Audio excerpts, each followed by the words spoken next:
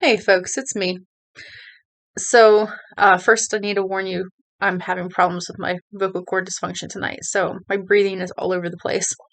It's a weird, obscure thing, and only I would end up with something like this. But yeah, my vocal cords don't open up sometimes and I can't breathe. So, at least not normally, which is probably why you hear so much of my nose breathing when I talk. But our conversation tonight is going to be a little more serious probably than um than I'd like to have. I try either to keep it light or, cry at you, which it's either one way or the other with me. Um, but our former post was on toes first and walking differently and waddling. So I think we need to have a conversation around self-deprecating humor and self-deprecating talk. And when does the level get to be too much?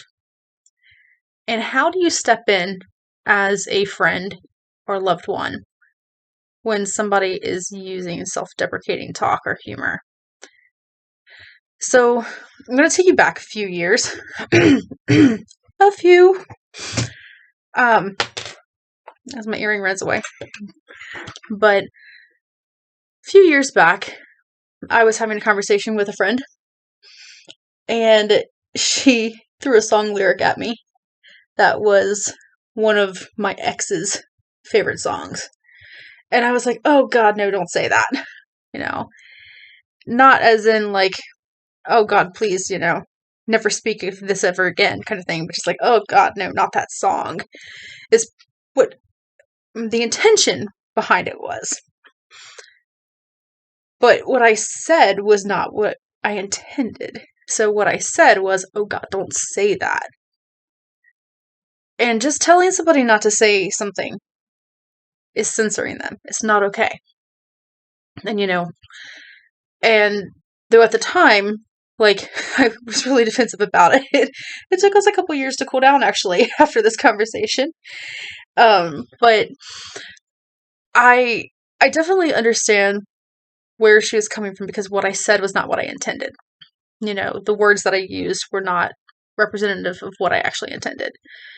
And I definitely could have said it differently even if it was. So one of the things that we come across when people are using self-deprecating humor or self-deprecating talk in general is an urge to tell them to stop. And it's really hard sometimes to fight that urge, because we're like, this is somebody we care about, and you're talking smack about them, even if it is yourself. I'm like, about this, and I have struggled with self-deprecating talk in my head my whole life. It's always there, and I have worked really hard with therapy to overcome it, to overpower it, at least when it gets to be bad. And some people can't do that.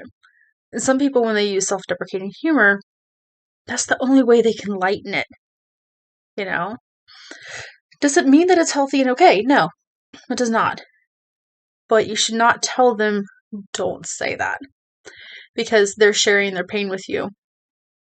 And even if they're trying to do it in a humorous way, they're sharing their pain. And if you say, don't say that, or, stop talking like that, you've basically just said, I don't want to hear about your pain. So, let's talk about turning the language around a little bit. And so, if I am sitting here talking about, well, I guess I want to get my fat ass up and go to work. I don't know. Yeah. Don't even want to have to deal with it. Everybody there thinks I'm a fucking moron anyway. Or, I don't know. Whatever. And somebody goes, shut up. No, we don't want to hear that. Or, no, that's not true. Or something like that. Then, you've really dismissed me in that case. And I'm like, try the simple, well, why do you think that about yourself? Or why do you think that about them? Why do you think people feel that way? and open dialogue. So instead of closing the door by saying, shut up, we don't want to hear it, open the dialogue. No, let's talk more about it. That might get them to shut up too, if that's your ultimate goal, because maybe they don't want to talk about it. But if they're not willing to talk about it with you, at least put the question in their head. Maybe that'll start some dialogue within themselves about it. I've had that work with me, and I've used it with other people, and it's worked, and I've learned a lot. And in one case, it even opened a door that got somebody into therapy, which was nice because their life is very different now. Just like my life is very different now. And if you are the kind of person that has that running dialogue in your head, where the thoughts of worthlessness or, ugly, fat, unwanted, stupid, those kind of things that have all gone through my head before, if they're constantly running through your head, they need to stop, because you deserve better. And in order to make them stop, it may take a lot of work. And so I would strongly suggest reaching out and finding a therapist. Strongly. And possibly even a psychiatrist. I know a lot of people get confused between psychiatrists and psychologists. And psychologists do all sorts of things with research and or therapy. And then psychiatrists are medical doctors who can give you medication and specialize in psychiatry, psychology, the brain, and all that fun stuff. So that's kind of your different. Psychologist, you think research and therapy. Psychiatrist, you think medicine, medication, and the brain. Mind, brain. So, kind of. So, the short version. I've had that conversation too many times lately. I feel like I need to put that out there. But the running dialogue is usually there because trauma has stamped it there. Something has happened in your life, or enough people have said things over the course of your life that it has created this running dialogue. Most people just don't automatically think they're stupid and worthless. There's usually reasons why, But on the flip side of this, there are some very inappropriate ways to seek attention. And using self-deprecating language and humor for attention is toxic. It's not going to create healthy relationships. It's not going to build healthy layers to current relationships. If you find yourself using self-deprecating comments, commentary, humor, any kind of self-deprecating language in order to get a response from somebody, then you're doing it wrong. No. Then you're doing it in a pretty unhealthy way. And that goes back to needing help as well. So, making the occasional joke comment about something that's very obvious and physical, that I waddle when I walk. I get you. Or my left leg is hostess, my right leg is little Debbie. It just is what it is. I got big thighs, okay? And I love me some snack cakes. And I can understand, where they are going. But at the same time, I know that I have weight issues. I work with my weight issues. I obviously am very, actively working on them. And when it comes to my body image, that's something I work on, with my care team. So, a little bit of humor now and then is just that. It's just humor. It's something to help lighten the load. Because we can't be miserable all the time. We can't hate ourselves all the time and be mad at our bodies all the time without finding some way to lighten the load. So, I waddle, and I have little Debbie and hostess over here to keep me company. I used to say Dolly Madison, but then she kind of, hostess took over. So, and I think that I have seen so many people throughout my life, even when I had the lowest of self-esteem in my life, that have been, that have reached out for attention by, talking about how horrible they are. And it's one thing if, like, we're having a bad day and we're having a really bad moment in our life and we are just feeling all this way and we reach out to our friend and we're like, honey, I feel this. Like, this is how I'm feeling right now. Like, right now I feel worthless and stupid and I feel like I just keep fucking everything up and, like, I'm procrastinating and I'm just screwing everything up. Like, that was me 2 weeks ago. And I gotta tell you, it's not good times when you're in that place and when you reach out and you let it all out. And it's one thing if you do that once in a while, but when you're constantly doing it for attention, there's almost a level of dishonesty there, because you're being manipulative with your pain.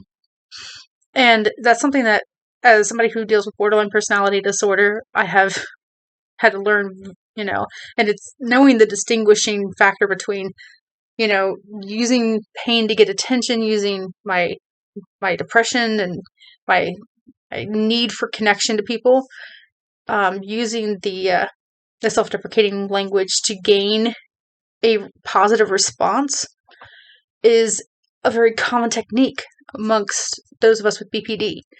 And that's something that was, like, one of the first things that I learned when I quit drinking too. It's like, okay, like, I just hate everything and everyone, including myself. Like, I don't want to connect with other people. But I would find myself, bitching about what was going on with my life and, about me in order to get attention that I didn't even really want anymore, but I had always done it that way. And so I was just like, I need to learn to shut up. And that's why I was like, no, I need to find out why I'm doing this. And it took years to find out why. I'm 36, I'll be 37 in June, and I didn't know until I was 34 that I had borderline personality disorder, and it's really hard because, 1 out of 4 people with bipolar disorder also have borderline personality disorder, but they're so hard to differentiate between the two. They usually get diagnosed with one or the other. And a lot of psychiatrists and psychologists are hesitant to diagnose with both because it's so hard to treat. And so it's like, okay, but I am one of those 1 out of 4. And I had to learn how not to be emotionally manipulative when I didn't realize that's what I was doing. I had to learn to go ahead and, keep some thoughts to myself and work through them myself and not expect because one of the things that I would do was along this line. Like, if I would say something, self-deprecating or, bitching about my situation and get that affirmation back from somebody, that little bit of positivity that I got back from them was like a drug. It was like a drug to me. And so the next time I felt down, I was like, I repeated the behavior, even if that's not necessarily what I needed to be doing.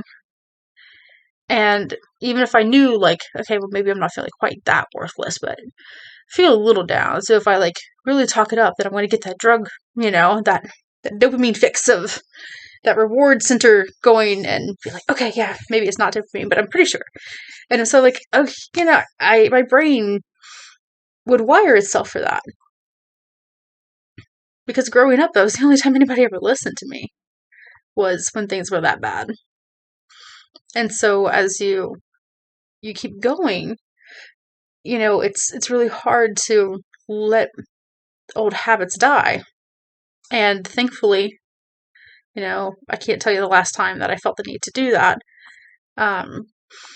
It's a lot different now. Life is more genuine now. And so if I share my pain now, then I share it and it's genuine. It's like, okay, yeah, this is what I'm really experiencing. And, I appreciate, all of you for sharing that with me as I've been going through this the past couple of months. But at the same time, you get that side where You constantly are reaching for whatever positivity possible when you're that desperate. And that might be the only way to get it. And that's not safe, that's not healthy, that's not okay.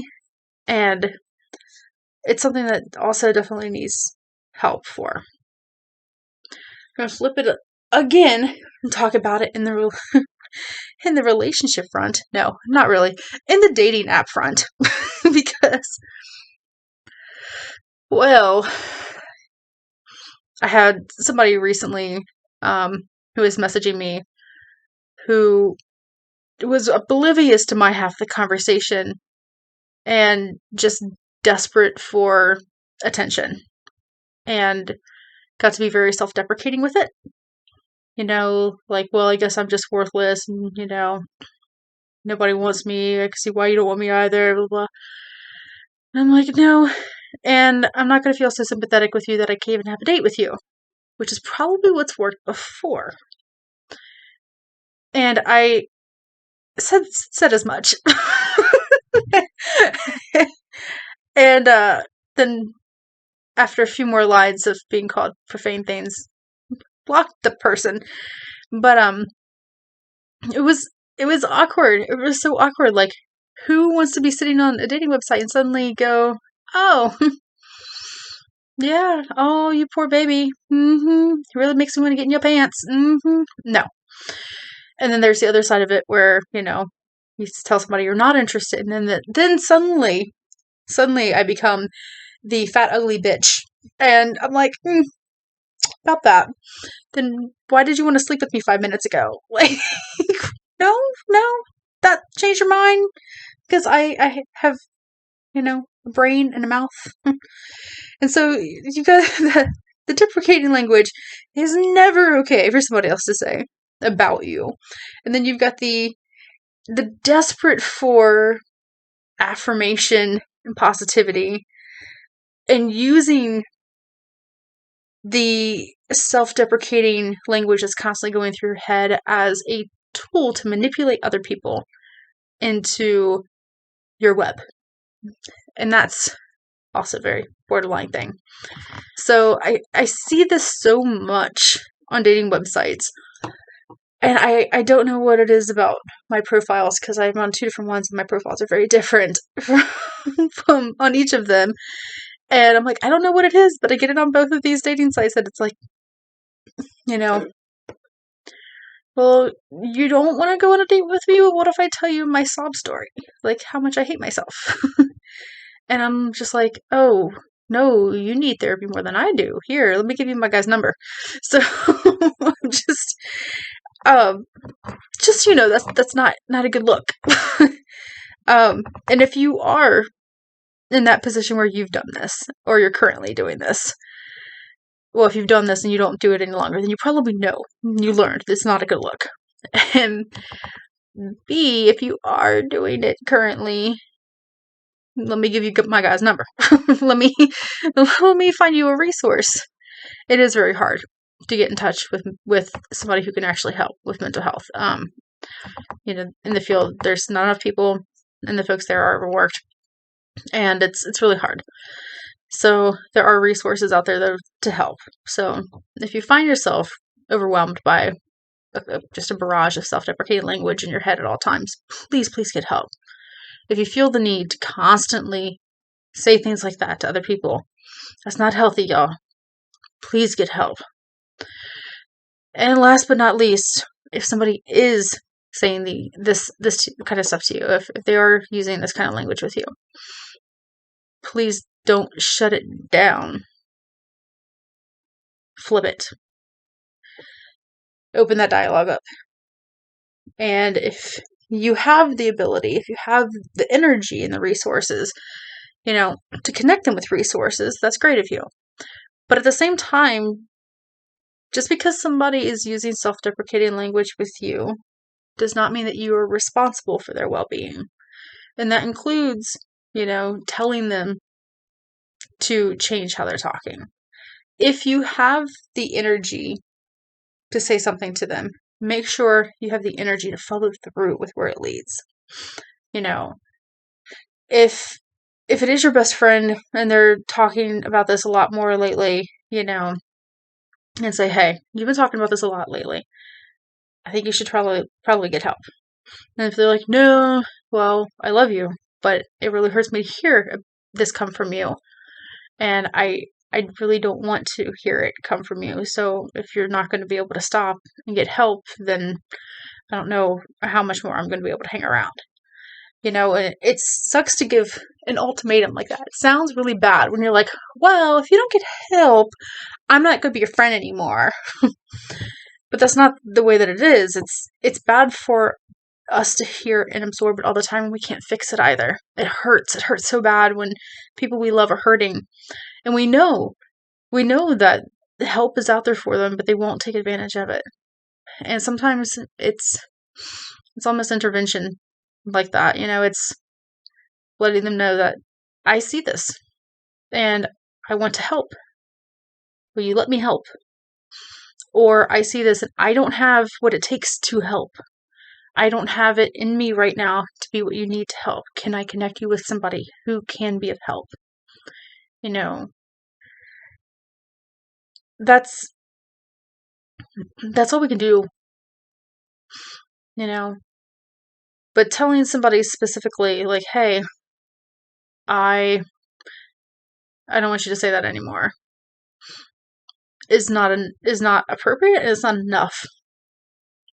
And taking the last straw of, I can't be around you if you're going to continue, talking like this and not getting the help for it. You have to make sure it's the Oreo, okay? It's the Oreo. You gotta have the cookie and the filling, otherwise it's not a cookie. It's not an Oreo. You've gotta know that. Yeah, okay. You're gonna need to stop talking like this all the time because it hurts, but you're also gonna need to get help. Not just stop talking about it. It doesn't magically go away. We all know it doesn't magically go away. Otherwise, I'd be a happier person all the time. But but make sure that the help component is there. Otherwise, you're not a friend. You're not worthy of the friendship. But I know this is a longer video than usual, and I think I would, like to have the conversation one-on-one with a lot of people about this, that I've heard the words, don't say that to yourself. Don't say that about yourself. Come from their mouth, even if it's not to me. There's so many times where I want to be like, no, not that. Don't say that. But then that defeats the purpose, right? But it's not the best course of action. It's not. Try something else. Try flipping the table. Try opening that dialogue instead of closing it down. It's not right to censor people that you care enough about to say those things to. And now, if they're saying it about other people, then yeah, you tell them to shut up. You tell them Maria said so. But not that they give a damn who I am. But if they're talking about themselves, yeah, that needs more loving care than, oh, hush, don't say that about yourself. That's not loving care. That's your own comfort. And until it gets to be enough of a problem that you can't emotionally take it anymore, then it's not okay to go there. Now, there is a line here. And the line is when they're using self-deprecating talk about a feature that you have in common. Ooh. And this goes with a lot of things. I came out at 14 as a lesbian, and then about 6 years ago, I started adding men into my repertoire. It was harder to tell my family that than it was to come out at 14. My family's been very loving and accepting, and that's great. And that's one of the things with the borderline personality disorder, where we have kind of a hard time maneuvering through our sexual orientation. So I've connected with a lot of people over the years who we're still having a really hard time with coming out. So much easier now than it was 20 years ago, y'all.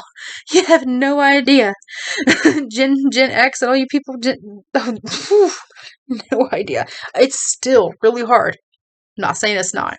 And I know, God forbid, I know that the generations that came before me, but I was in that transitional generation where, we were just starting to talk about gay marriage and or marriage, and and it was so hard. So many people have talked to me about their own battles with their sexual orientation, and how uncomfortable they are, and they're like, well, I've always considered myself straight, and then I was making out with this other guy the other day, and I don't know how it happened. It just happened, and those hetero-flexible moments that a lot of people have, and they're just that. They're little experiments throughout life, and they're normal. They're natural.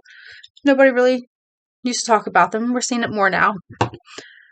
But they would talk about it, and they would be using self-deprecating language. And I'm like, you do realize that I enjoy people of the same sex. Like, I'm attracted to people of the same sex. Like, you do realize this, right? When you're saying, these things, like, you're talking so negatively about yourself. Like, that this is something we have in common, right? And then that makes them stop, and they go, oh, sorry, well, I don't mean it about you. I'm like, if you're meaning it about you, you mean it about me. And that's one of those things it's really hard for people to grasp. And I'm like, if I have an obese friend talking to me, and they're like, oh my God, I'm so flippin' fat and ugly. And I'm like, well, why are you ugly? I don't think you're ugly. Well, I'm just so fat. And I was like, girl, you are 50 pounds lighter than me. Does being fat make you ugly? Because I'm not ugly. Are you ugly? And you throw it back. And sometimes when you put it out there like that, and you're like, do you know that when you say this, you're not just saying it about you, but you're saying it about me, because we share these features, and it's letting me know that you think that these features are ugly or worthless or whatever. So yeah. Sometimes that is appropriate to say, you may think these things, but this hurts me when you say it, so don't say it around me. And so there is that caveat to the don't tell people to shut up or not to say something thing. If what they're saying is hurting you and coming at you as well, then it's not just self-deprecating humor. It's just deprecating. It's just demeaning. And that's definitely where the caveat is. So, I know this is a much longer video, and I know probably anybody's not watching. But at the same time, I think this is a really important conversation to have. I think it's one of those things that we don't talk about enough. Yes, I am fat. That does not mean I am ugly. It does not mean I am ugly. Do I battle with that? Yes. Society has imprinted on me that fat equates ugly. I have imprinted on me that it does not. And that is what getting help can do. So please, if you're hurting enough that you're constantly thinking these things about yourself, get help.